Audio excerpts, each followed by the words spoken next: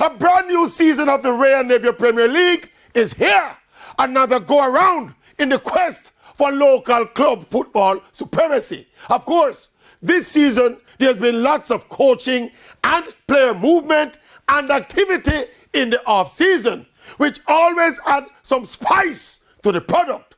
But you don't know, what would the new season be without a Maverick prediction? Through the regular season and into the playoffs, the top four will be in this order. In fourth place will be Portmore, for sure, Portmore United.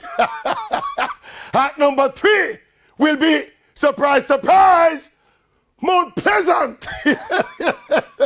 Which means that the top 2 and the finalists will be the second place team, Cavalier.